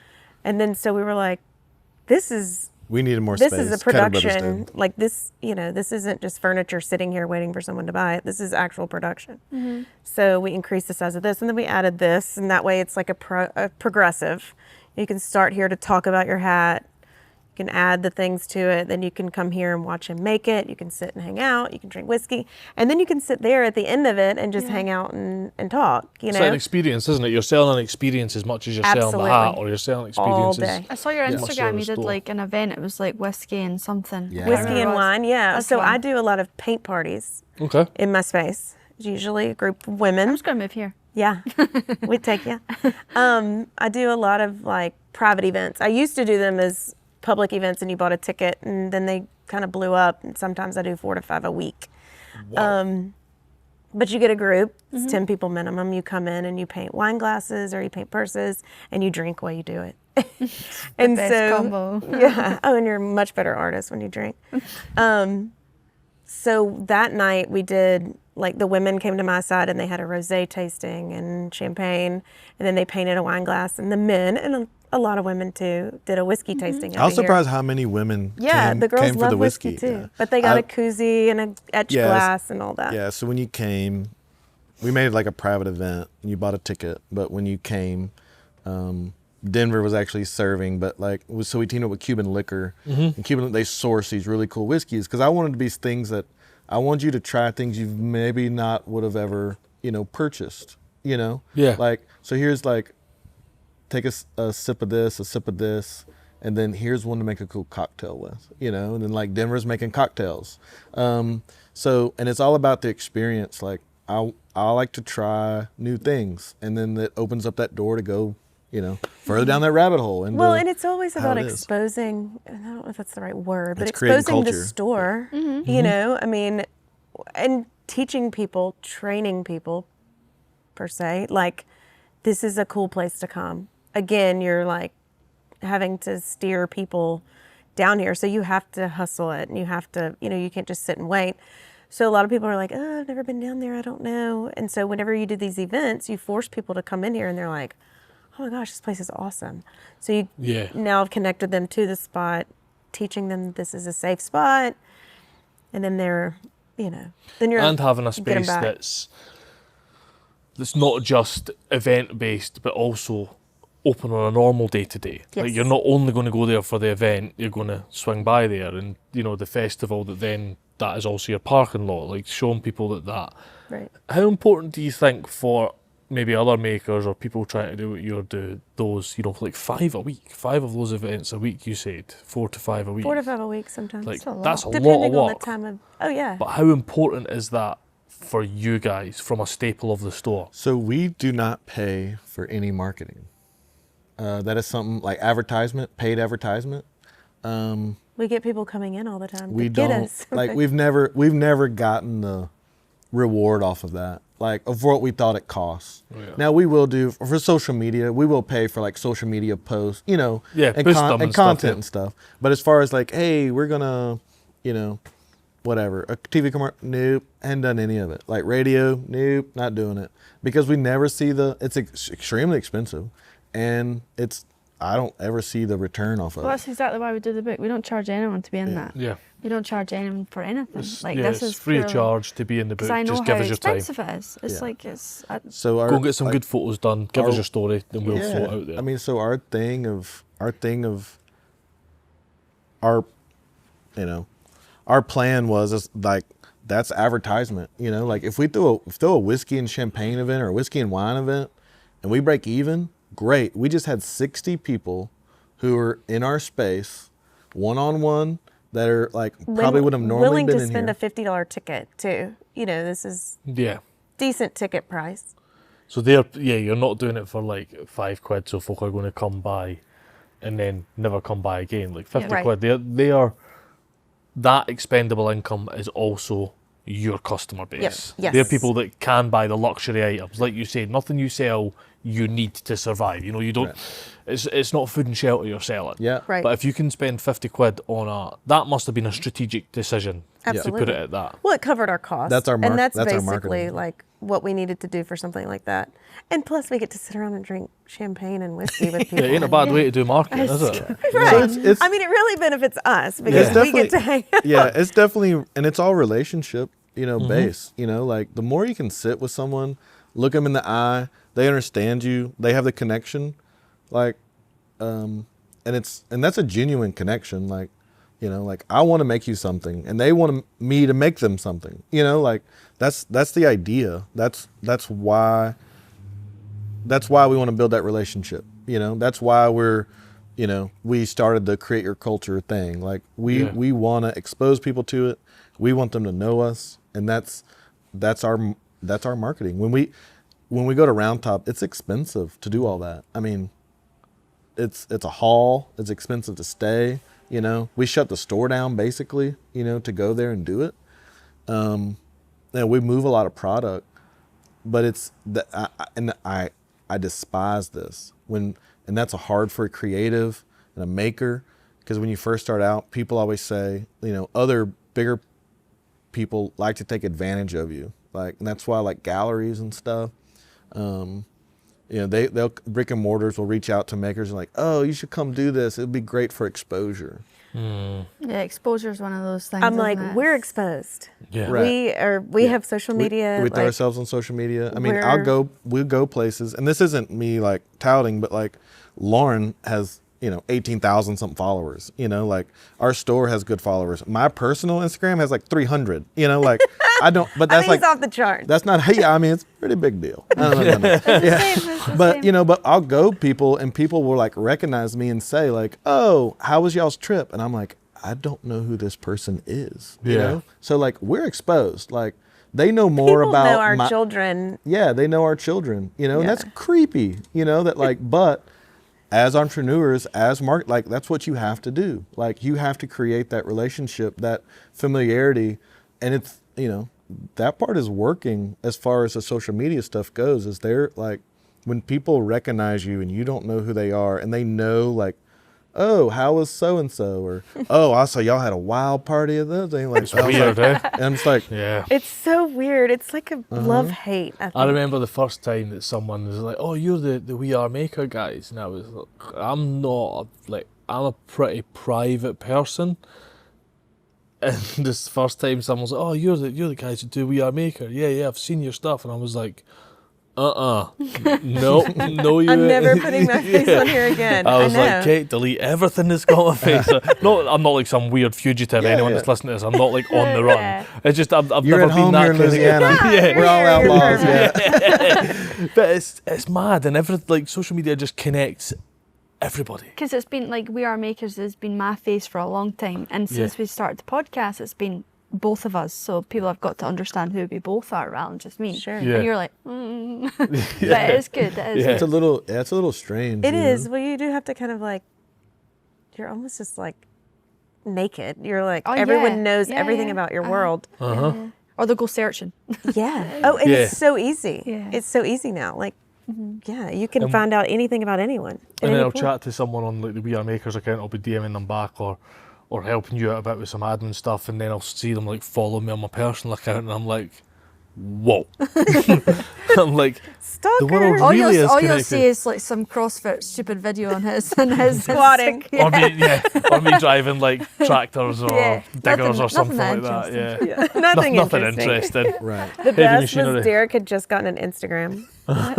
He just got an Instagram. This is a hilarious story. Yeah. I didn't even understand really how it worked. But Yeah, and so he followed, like 5 things, and one of them was Architectural Digest, and he's on his Instagram, and you know how it comes up at the top, and it's like, We Are Makers is going live, whatever, and he goes, babe, Architectural Digest just started following me, and I was like, I had like 3 followers. what? And it was Architectural Digest is going live.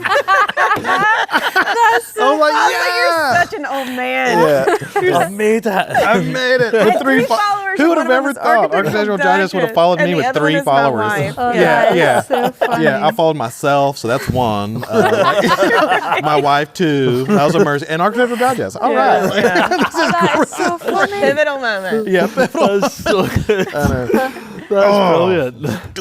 Derek really is like an 89-year-old man trapped in a 30-something Yeah. body. That is so Definitely. funny.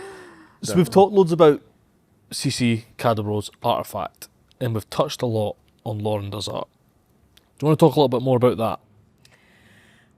Yeah.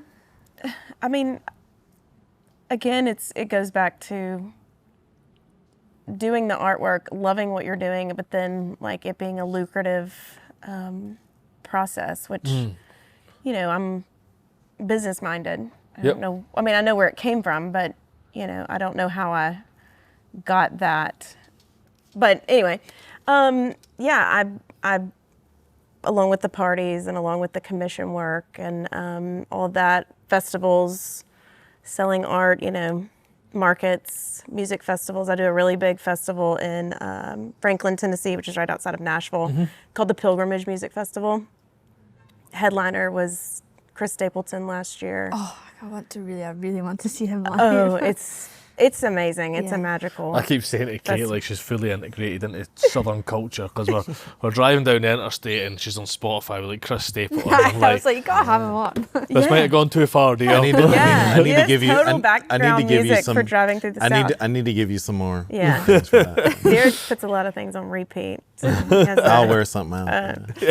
Yeah, so I'm pop artist is what I consider myself. Paint people, figures. I'm always drawn to that. Always have been. Even when I purchase art, it's all figurative. And I connect just to people, like the eyes and things like that, which is one of my signature things. Fashion, anything that's fashion-related, pop culture, you know, not the drama of the pop culture. I just love like celebrity stuff people, and like old Hollywood, that kind of stuff. You know, a lot of it goes back to fashion. I love clothing and style. You've got style. Thanks. Thanks. I try. Yeah, I seen you looking at Lauren up and down a few times. Yeah. I use some something nice jewelry. that this is on our side. We could probably, but so I was still very ignorant when it comes to like artwork. Like I know what I like, but as far as you know, I get way down that rabbit hole, and I'll give Lauren like, all right, here's what you should do, and it's like way too many details to be captured. Right. You know, like blah blah blah, and she'll just look at me like. But like I get aggravated because Lauren is such a great artist in the fact of like when she wants to paint something, when she's doing it, she's like, ba-bum, done. And like Effortless. It's annoying, isn't it? and for less. And it drives me crazy because she can have an easel, a canvas, some paints, and like a couple hours, and she's created a $3,000 piece of artwork. Nope. You know what it costs me to make $3,000? How much machinery, time, Yeah. money, materials to make a $3,000 object? You know, I'm like, oh, I got like 4 machines going and this, and I mean the electric bill's like, you know, they're like, you know, it's a few Yeah, paint brushes, some paint, and all that. But Well- it's all. But that's the true. To me, that's the true. Like this is me bragging on her of like, you're creative in the fact of just being able to like. That's all it takes for her. You know what I mean? Like it takes a lot of stuff for me to make what I do make money. It doesn't take Lauren much, material wise and tool wise, to make what she makes. Yeah. To make money. Yeah. Seeing anyone do anything effortlessly, so like I'm a total stress head. So like I'll sit down and I'll be like, right, this is my list, and my list needs to be freaking 10 pages long, and you know, this is what I need to get through. I need to just churn. And then Kate will be like, yeah, I'm just going to do this, and this, and I'm just, it's all going to be fine, don't worry about it. Like, I'm on it. Sorry, but a list that long would stress me out. I'd be like, there's Yeah, no way Kate I'm just going gets to in get and through cracks that. on with it, and I'm like, oh, people being effortless and good is so frustrating. It's so annoying. Well, it's years of experience. I mean, not that he doesn't have years of experience. I am a little bit older than him, but I don't know. I think it goes back to confidence, like in a good way. Yeah, Not overthinking things. self-assurance, yeah. I do not overthink things. I just don't. That's I a look nice at something way to and I be. go, I like this book. I'm going to get it. Nice. I'm not like, oh, where am I going to put that book? Where am I going to wear it? That hat doesn't match that shirt, and those shoes don't match this. I'm like, I'll figure it out. Yeah, I buy the shoes before I buy the outfit. Like it's just being decisive. And I'm like, well, I mean, what's the worst that can happen? I can paint over it. You know? Do you think that's what makes your art, and it was what makes it successful? Absolutely. It's just like, I'm just going to go with what I'm feeling in that moment. Totally. Well, I mean, no art is original anymore. No. Everything is inspired by something else. Yeah. I'm not the first pop artist. And I'm not the only pop artist. And I'm not the only pop artist that likes icons. And I'm not the only pop artist that likes, you know, champagne or whatever the niche is. There's a lot of us. Yeah, so it's a question I used to ask in the podcast a lot to people, like, how do you stop external You can't. inflation, like, leaching in? You can't. And then someone said exactly that. Someone says, you can't, Jack. You can't. just All you can't. can And I was like, do- oh, well, that's that conversation gone. Derek has a great, like, he always says it. I'll worry about competition when I feel like it's something that's better than what we're producing. Oh, okay. So if we're always ahead, We have lots of and if we're copycats. always pivoting, if we're always pivoting, if we're always coming up with something different, then we're always one thing ahead. Yeah. Yeah. Because And you they're have to copying be. you, so they're just waiting for Totally. you to come up with Well, it. this is another thing with social media as well. It's like, Oh, you're it is totally easier for exposing people your- to copy you. Totally. But equally, the originals always shine. They do. They always shine. And whether it's, you know, someone might get ahead of followers because they've copied you, but the reality is there's always, and we've been real good with it. Like the community we've built, you know, you'll see someone try to do something similar, and I've seen people being like, We Are Makers is already doing that. I'm like, yes, there's my people. Right. Yeah. That's what we need. And I Right. think as a business, you need that, you know? You do. But Yeah. it goes back to always being like the shock factor. Yeah. Always doing something that's like, what? They did that? And it's like, sure, copy that. We've already moved on to something else. Yeah, if Yeah. you're copying what you just saw, you're 6 to 8 months behind my brain. Yeah. You know, like, Yeah. and so we have lots of what turn out to be copycats, or like our whiskey and wine event. There's going to be a lot of those pop up because they thought that may have been a success, right? Yeah. They're like, that's a good idea. We should start doing that. You know, Yeah. and we'll That's get a fine. hat We've maker already to done come. We'll get a something hat maker. We'll bring another hat maker in and come do it. And they'll do it here locally, like a few miles from us, right? And try to do it, and it won't be the same, you know. But and Lauren will get I get aggravated, but I never get worried, because when I start, and I'll say like, I'll only worry about my own creative thing is when people start doing things and they're ahead of me, ahead of my mind, and I'm like, oh, uh-oh. Yeah. You know, like this is actual competition. You I know? think like, that's good advice for other makers as well. You know, like be worried when someone's, like, if you've already thought of that and you're already doing it and someone's doing it, you're ahead. Right. yeah, you're way ahead. Yeah. And really, at the end of the day, we're just trying to overdo our own selves. I mean, Yeah. you know. Good You're in healthy competition competition with with yourself. yourself. Yeah, we're just, Yeah. because we know that the sky's the limit. Mm. You know, I mean, we could do anything, Yeah. I believe. Yeah, having sat down and chatted to you for a morning, I'm pretty sure you guys could do anything. Pretty sure of it. We Time- don't have time a and money. family Time and money is band all it yet. takes. We don't have a family band yet, but we both want to learn an instrument, so it's coming. But you got a stage, We got a stage. and you've got a speakeasy and planning, Yeah. so there's everything's there to have a family band. You just need to learn the instrument. Exactly. I know. So guys, we've talked loads about what we want to know about you. What do you want to tell people about you? Have we covered it all, or is there anything you guys want to cover? Well, I don't know. I guess I want to speak for like Shreveport, where we are, Yeah, go for it. because it's weird going anywhere in the world. There's always a connection back to Shreveport, and I have no idea how or why, but someone always knows someone from here, or they're like, "Why do you live there?" What, you know? And then they come and they're just, "Oh wow, this place is charming." You know, it's really cool.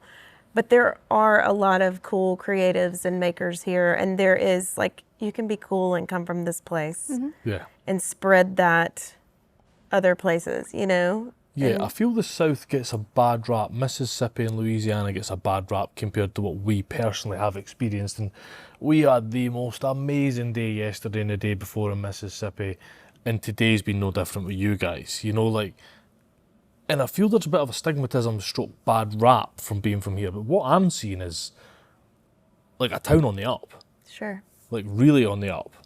Like, got good coffee this morning. It's always a staple. You get good coffee in a town, you know it's on the up. Yeah. So, and you know, places like your place here. So that's a good community. Yeah. Yeah, definitely. I think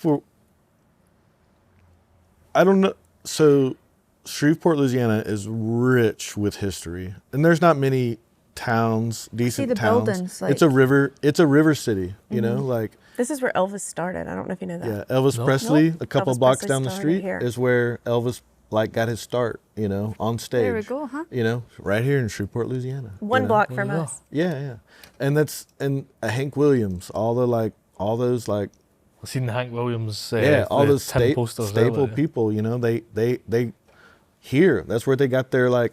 So I don't know if there's something in the water. I'd suggest not drinking it. But, like, but yeah, there is something in the air or something that breeds, and maybe it's the adversity, maybe it's the the grit of.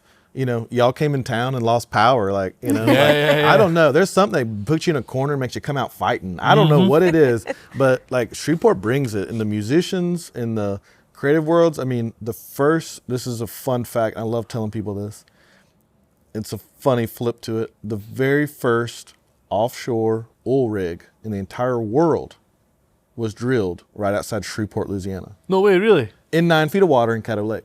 But but it was the very first water offshore. Every technology they use now in deep water in the Gulf and you know, where they are in North the world. Sea, yep. You got hundreds of them off the side. They of did it Scotland. right here first. You know, like Howard Hughes, when a famous film, he had a warehouse and thing here, like before Houston, like, and they for multiple reasons. Shreveport, you know, it was a river city town. It was, you know, historically it was like the last stop before you went west. It was a party town. We always had, you know, casinos and gambling. You could, to the day, just about get away with anything you want, you know. So like it's been a breeding ground for just this like of creativity, of creatives, and so many people spawn out of here, and either we lose them because they go, you know, to different markets or whatever. But then, you know, we end up coming back, you know, and doing our thing here. So it's there is something that's happening. I think COVID may have played a hand in small towns, especially in the South. Like we thought it was going to wipe us all out, but I think if COVID taught anybody anything, we're seeing a mass exodus of large towns coming in. Like money's now coming into small towns, rural towns, because they realize, you know, we were forced to take to social media for marketing and selling, and you know, can the work internet. From anywhere now. Yeah, you can work. I mean, from y'all are anywhere. from Scotland, and you're Yeah. Yeah. You're here. you're driving. So like through that's America. and that's an interesting thing that was, you know, we're all about a pivot, you know, and that was our pivot. You know, that was small town America pivot. And if anyone knows anything, like you can live like a king in the South. You Yeah. know, you can have a beautiful, you know, house, homestead.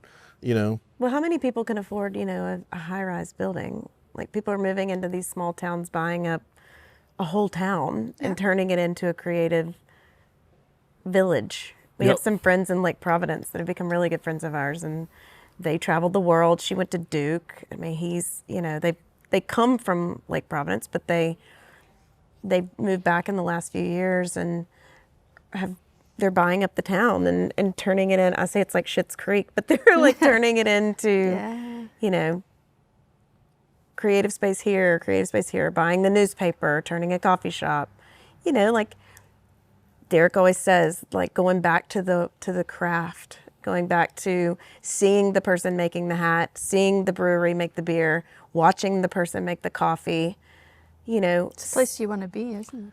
Do you know the first place I seen that, the brewery is a great example of it, is the Hanging Bat in Edinburgh. And it was a little pub, used to be a strip club, on Lothian Road, and they had loads of little microbrew setups behind plexiglass. And they used to be booths for whatever said person may do in booths. And I remember walking in there and being infatuated by the fact that was it being made there, and I was sitting on the opposite side of the plexiglass drinking it. Right. yeah. And that's cool. Yeah. And places opening like this where you can, now I know you guys have got restoration and stuff kind of slightly through the back, but it's on open view, and stuff like that is just, you're immersed in it. You're in the maker space. Well, our old space was chopped up. My studio was great, but it was back in the back, closed off. I could close myself off. So I've always been kind of a private painter. Yeah. It's been a real adjustment. Because people are like, what are you doing back there? You know, and they'll come back into your space and like, you know. So I've had to kind of Is that wet release. paint? Like, Yeah. Oh, yeah. yeah. Oh, yeah. Because I'll do resin down the middle of the, and you know, resin is Yeah. gross and whatever, but people will literally like stick their finger in the resin while it's curing on the table. It's like people as they pet your dog. Like, does your dog bite? Right. Too late. You're already petting it. Like, too late. You're about to Is find this out. wet resin? Like, man, Yeah. too late. Like, Yeah. what? Why are you asking this? Yeah. That's That's been an adjustment for me. I mean, I was more of a private painter. I didn't like people looking over my shoulder. But I think being here, it's built more confidence and they'll just walk straight to the back while Derek's there and stand at his work table while he's working on something. And I'm like, back up a little bit. There's an invisible bubble. I'm like, I'm different. I'm like, you want a beer? Like, what do you like? Yeah, but you don't need the distraction. I don't That's need the your distraction. problem. Yeah, I don't need the distraction. Yeah. But also I'm like, you stay too long, I'll put you to work, you know? Yeah. Like, we used to have that rule in the bike shed. Yeah. I grew up servicing bikes and like pedal bikes. Yeah. And if you're stood there for more than 30 minutes, pass me that tool, and that's where it starts. Yeah. Next thing, they're covered in oil and they're helping you. I'm like, you're labour now. Now, I think that's an interesting thing to cover. It's all kind of in also what y'all cover, but it's interesting to see the generational difference in makers. Yeah. You know, like our generation is bringing it back, like with the resurgence. Big time. The things that we're doing, the methods of how we're doing it. It's weird because my parents, like, you think I should know, it's interesting speaking to y'all because I don't know how much of it is extremely relative, but we're talking about like the interstate system, and that was kind of the start of it, and how that grew in commercial real estate that grew like outside of multi-state, interstate stuff. But I remember like Walmart went from like small town Walmart to like Walmart Supercenter. Like you get anything you want in a Walmart. And I remember that opening, and like my grandparents, who were, old school as old school can be, were like ecstatic, that they're gonna have a Walmart. Man, you get anything you want in there, anything. One-stop shop. Like you could not pay us to go to Walmart. Yeah, I would rather cut off my arm than go to Walmart. And it's interesting how that changed. Like, the rise of like chain restaurants, like you could, to me, it weirds me out that you can have, steak fajitas at this place, travel 600 miles and eat steak fajitas, and they're the exact same. They taste the same. Like, is that strange? But that was like my end of my grandparents' era, and like my parents' era, like that was totally accepted. It was great going to a chain restaurant and like doing that. And that was the thing, like we grew up doing it, maybe because we grew up in it, like we didn't want it or we didn't trust it. I don't know, but I think that goes back, like my thing is authenticity. Like that's what ultimately is in the back of our mind. That's what we want. That's why like vinyl records are a thing. Who'd have ever thought they were in the vinyl record business, that vinyl records would have been a thing? There's now, like, you go see Chris Stapleton or whoever you're going to go see, and on the merch booth, it's going to be pressed vinyl. You can buy it, like, total resurgence. Like, that doesn't make... It's come back into fashion. Yeah. Right. That doesn't make any sense. But it's because, like, why would you spend the time and energy to play a record that you have to stop, turn over, or whatever, versus listen to MP3, because MP3s are so perfect and clear, but you have popping on a vinyl. And it's subconsciously like you want the authenticity, like it's real. Like sitting at the brewery, like I can't tell you the amount of people that when we launched We Are Makers in print first, because we started in print. We were like, we're going to do this in such a way that people can switch off and read. Like that's our ethos. That we're like, print's dead. Why are you doing it in print? Can you Print's not give dead. me it in digital? I'm like, no. The amount of times we get it, so we offer digital, but once print is sold out, and the amount. But there's something tactile about it. Same with vinyl. There's something tactile about swapping it Everything over. about I it. still have It's a product. magazine subscriptions that come to the house. Even if I just flip them, it's like the whole, because I grew up in the 80s and 90s. So like everything was magazines. We had, books and magazines and going to the library and studying encyclopedias to figure out. I didn't get I sound like an old lady, but I didn't get a cell phone until I was like in my 20s, I was the same though, wasn't it? Like, when you met me, I didn't have a smartphone or anything like that. I was like, Yeah, you're I simple. was quite happy. You're simple, in a nice way, of course. Kate says that as a term of endearment. right. So let me ask you this. You mentioned there about, like having a stake and then 600 miles we having a stake. If the opportunity presented itself to do this in a different state as an extension of yourself, would you take it, and how would that look? 100%. So we've already, those wheels have already been turning, figuring out how to do it. We know what you're on to. How to do it, how to pull it off logistically, Well, it goes back to people wanting the face of, they want the authentics. Like, are Lauren and Derek here? Where's Derek? Is Lauren here? Yeah. Where, can we be at that many places at one time? Can we afford it, A? But then can Can we be present and give 100%? Because we're already dividing ourselves between all of these things just underneath one roof. Yeah. But yes, I mean, obviously that's a So big, yes, you would do it. Absolutely. You just don't know how it would work yet. right, right. That's fair. That's fair. I mean, I wanted to move to London, and then when I asked Derek about Don't that, worry about that. Don't get that idea out of your head. okay, somewhere in England, somewhere outside of London, but Yeah, Lauren's. I mean, me too. But Lauren brings up, she wanted to move to London, and I'm very like yeah. stoic I mean, you can face obviously half the see time. the difference in the personalities. And I told her flat, like straight up, and I said, well, I suggest you get you a boyfriend that makes a lot of money, and get a nice place, and then call for us, and I'll bring the kids. Like, I mean, there's no way we're gonna be able to afford a place in London. Well, the subject was just for us to be like, I don't know, babe. Maybe we can think about that. It's like driving down the one day, interstate, seeing the Powerball somewhere, thing. You're just talking, right? somewhere in Just Europe, talking. right? I may have taken a little very more serious expensive. than she did. Pop the bubble. Yeah. Put a pin I on that don't know. one. I'm not that enamoured with it. I worked a lot in London, and I've just never been.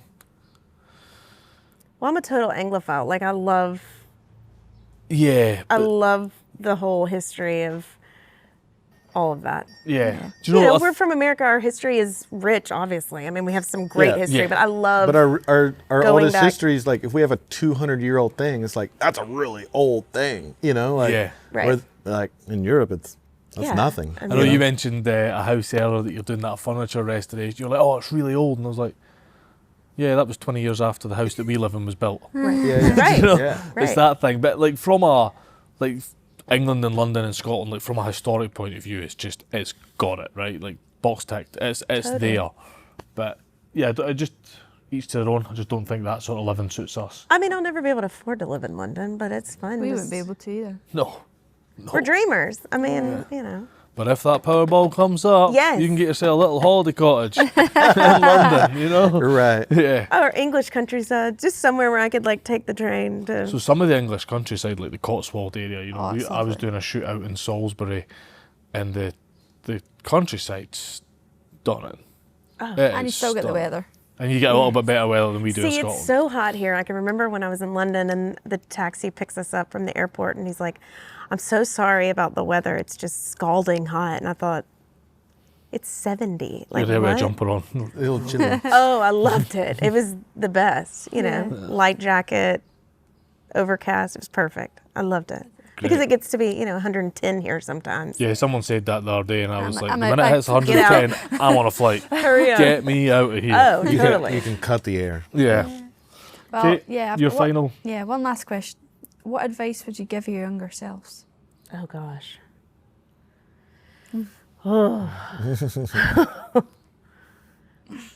That is a tough one. I don't know about advice. I just know I have to think about the advice while I talk this through. But I know that I'll get emotional, but I know that what I did brought me here.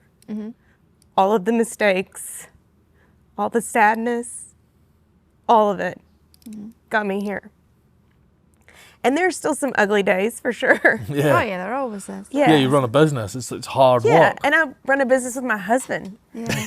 I mean, we eat, sleep, drink, work, everything together. But I think I would tell myself, you're going to come out Yeah. Good for you. and you'll Good. do everything that you were meant to do. Yeah. Whether Nice. you think it's what you were supposed to do, Yeah. you're in the space that you need to be. Yeah. And even if it was yuck and ugly and sad, you'll come out. You always do. And it'll be better. Good. Yeah.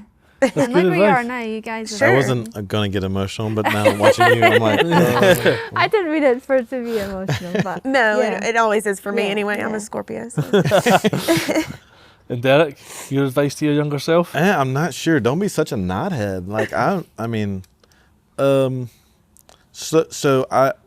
things are changing for me drastically, Oh, I mean, just from where I was, I was so headstrong. I wasn't a humble person, like as a kid.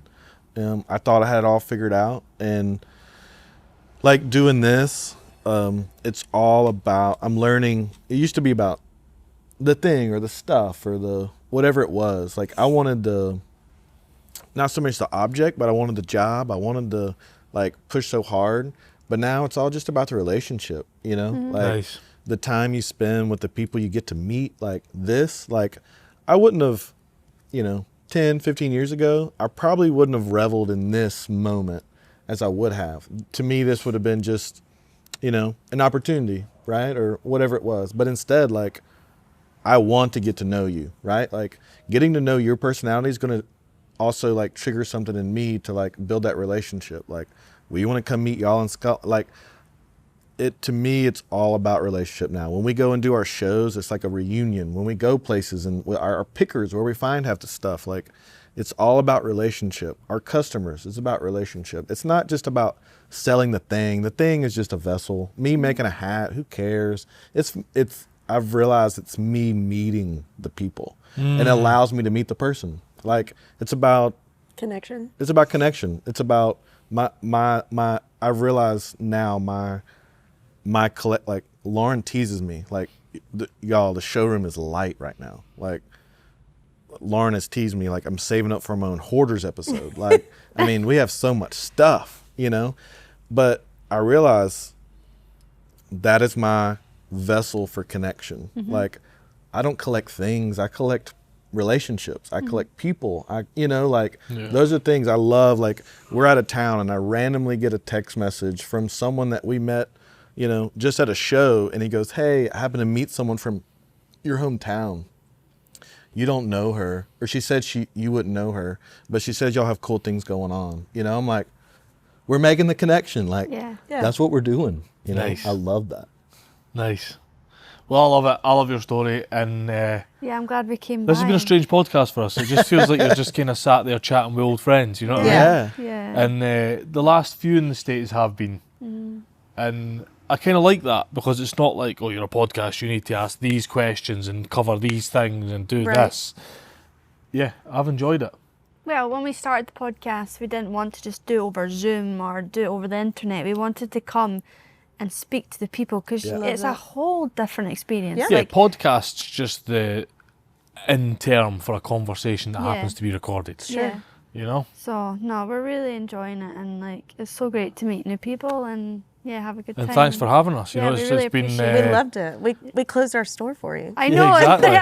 I know. What was meant to be like, let's find somewhere to break up the drive to Texas has been a really enjoyable experience. Well, it always happens for a reason. Whatever you believe, whether it's a God thing or whatever your faith is or whatever, it's stars always align, and they always bring us to like-minded people. It just always does. Like our trips, like I told y'all earlier, our trips to Round Top, it's same thing. We take some things, we make a little money or whatever, but really it's about finding your people. Yeah, and you know what struck me the most out of this is, so first off, I've never pulled a bit of paper to write down the amount of businesses someone's had, but it very quickly became like, we're not here to talk about these businesses or talk to these businesses, we're here to talk to Lauren and Derek. Yeah.